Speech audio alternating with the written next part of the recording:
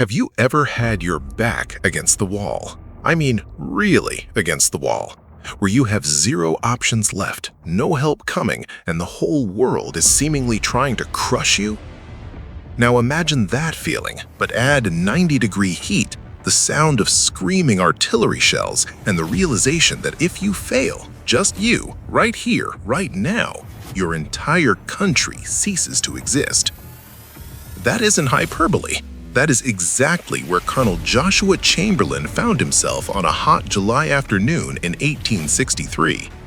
Most of us learned about the Civil War in school as a bunch of dates and maps with blue and red arrows. But history isn't arrows. History is sweat, dirt, fear, and split-second decisions made by guys who were just trying to survive. Today, we are going to talk about the most pivotal 15 minutes in American history. We are going to Gettysburg, but we aren't looking at the generals with the big beards and the binoculars. We are looking at a college professor from Maine who found himself standing on a rocky hill, holding an empty gun, looking dead in the face, and deciding to do the impossible. This is the story of the 20th Maine. Welcome back to Valor and Heritage. Let's set the stage. It's 1863. The Civil War has been raging for 2 years, and frankly, the North is losing. President Lincoln is stressed out of his mind. The Confederate Army, led by Robert E. Lee, is basically invincible. They've invaded the North, they're marching through Pennsylvania, and they are looking for a knockout blow to end the war. Now, meet our hero, Joshua Lawrence Chamberlain. He wasn't a West Point grad, he wasn't a career soldier, he was a teacher. He taught rhetoric and languages at Bowdoin College. He spoke like 7 languages. He was the kind of guy who should have been in a library, not a trench. But when the war started, he told the governor of Maine, "I have to go." He felt it in his gut. He volunteered. And by 1863, this quiet intellectual found himself in command of the 20th Maine Regiment. But the 20th Maine wasn't exactly an elite SEAL team. They were the leftovers. In fact, right before the battle, Chamberlain was given a bunch of mutineers, guys from another regiment who had refused to fight because their contracts were up. They were angry, hungry, and handcuffed. Chamberlain was told to shoot them if they didn't obey. Instead, he fed them. He treated them like men. He gave them a speech that basically said, "We are fighting for each other." And guess what? Almost all of them picked up a rifle and joined him. That's leadership. And thank God he did that, because he was going to need every single one of those guys. So Gettysburg happens. It's a massive collision. On the second day, July 2nd, the Union line was shaped like a giant fish hook. At the very end of that hook, on the far left, was a rocky wooded hill called Little Round Top. Here's the military situation in plain English. If the Confederates capture that hill, they can put cannons on top of it. If they put cannons on top of it, they can blast the entire Union army from behind. It's game over. The Union line collapses, the army runs away, Washington, D.C. falls, and the United States is history.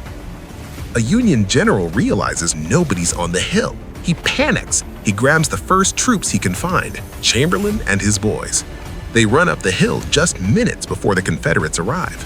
Chamberlain is told one thing by his commander, Colonel Vincent: hold this ground at all hazards. At all hazards? Do you know what that means in military speak? It means you don't retreat. You don't surrender. It means you die right there on that rock if you have to, but you do not let the enemy past you.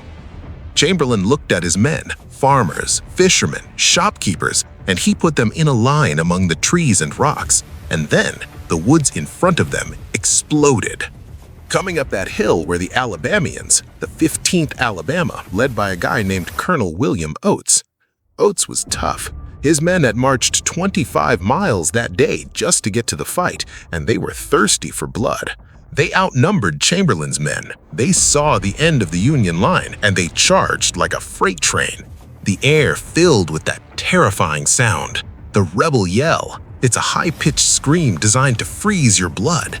And for the school teacher from Maine, the final exam had just begun. The fighting was brutal. We aren't talking about long-range sniping. We are talking about face-to-face, point-blank violence. The Alabamians charged up the slope, climbing over boulders, hiding behind trees. The Maine men fired volleys down into them. Smoke filled the air so thick you couldn't see 5 feet in front of you. It was 90 degrees Fahrenheit. Men were fainting from heat stroke while shooting.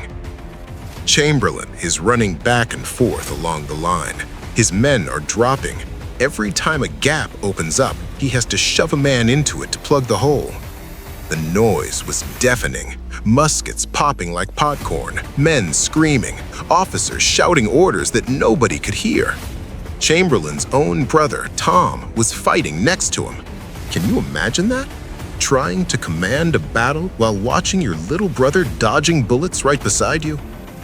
The Confederates realized they couldn't break the center, so they tried to flank. That means they tried to go around the side to shoot the Maine men in the back. Chamberlain saw it coming. He did something brilliant.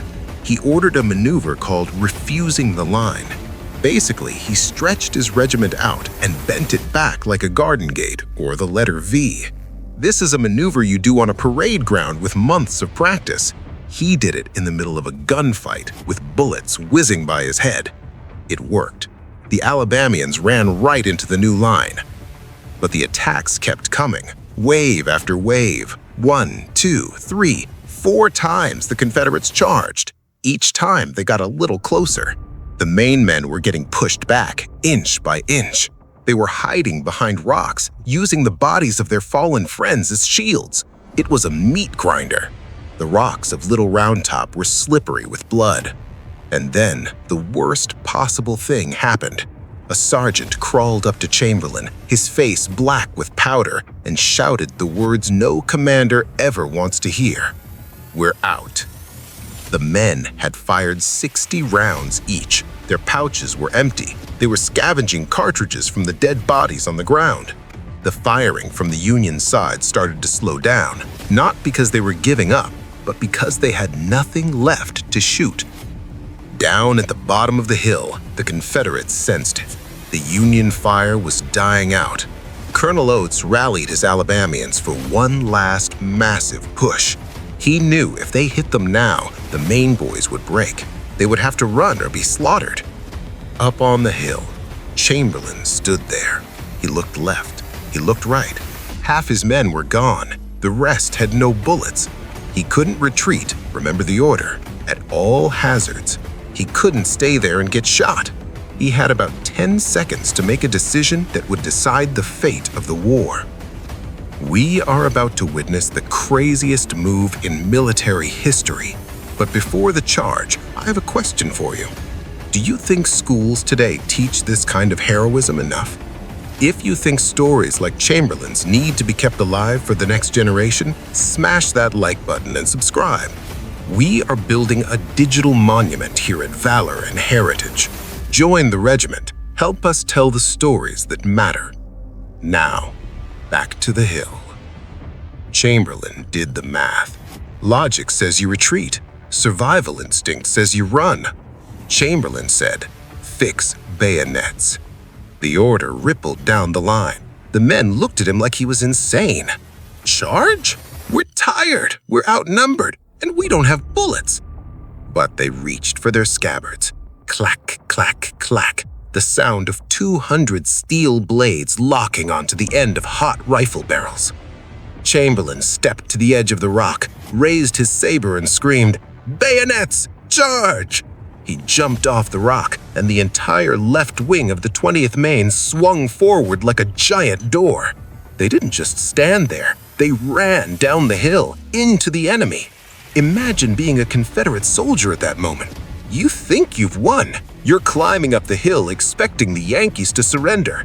And suddenly, a wall of screaming blue demons with 18-inch steel spikes comes flying at your face. The shock was total. It was psychological warfare at its finest. The Confederates panicked. They had been fighting for hours. They were exhausted too, and this aggressive, insane move broke their brains. They dropped their guns. They turned to run, but they tripped over each other. The 20th Maine swung like a gate, sweeping the Confederates off the hill. It wasn't a battle anymore. It was a roundup. Men who had been shooting at them 5 minutes ago now were throwing their hands up, surrendering, begging for mercy. A private from Maine actually captured a Confederate officer by pointing an empty pistol at him. The officer didn't know it was empty, so he surrendered his sword. That is the definition of a bluff. In less than 10 minutes, the flank was cleared. The hill was secure. The mutineers and the professor had captured over 100 prisoners, more men than they had in their own regiment. They didn't just hold the hill, they wiped out the attacking force. As the sun started to set over Pennsylvania, the firing stopped. Chamberlain sat down on a rock, completely drained. He rested his sword on his boot. He looked at the carnage around him. He had done it. He had held the line at all hazards. If Chamberlain fails that day, the Confederates take the hill, the Union line breaks, the war likely ends in a Southern victory. Two separate nations, slavery continues. The world we know today, the United States as a superpower, never happens. It all hinged on those few minutes and that one decision by a school teacher. Chamberlain went on to fight the rest of the war. He was wounded 6 times. At one point, he was shot through the hips and pronounced dead, but he survived. He was actually the officer chosen to accept the Confederate surrender at Appomattox years later. He ordered his men to salute the Confederates, a gesture of honor and healing that started putting the country back together. Years later, Chamberlain returned to Gettysburg. He wrote about that day on Little Round Top. He said, "In great deeds, something abides. On great fields, something stays. Forms change and pass, bodies disappear, but spirits linger." Today, if you go to Little Round Top, you can walk the same path. You can touch the rocks where the boys from Maine stood. It's quiet now, but if you listen closely, you can almost hear the order echoing through the trees. Bayonets. It reminds us that being an American isn't about where you were born or what your job is. It's about what you do when your back is against the wall. It's about standing firm when everyone else is running away. The 20th Maine saved the Union that day. But the question is, who will stand on the hill for us today? If you enjoyed this story of true grit, share this video with a friend who needs some inspiration. Next time on Valor and Heritage, we're heading to the skies of World War II to meet the wildest pilots who ever lived. You don't want to miss that. Remember, history isn't just in the past, it's in your blood. Click that video on the screen to keep the patriotism going. See you there.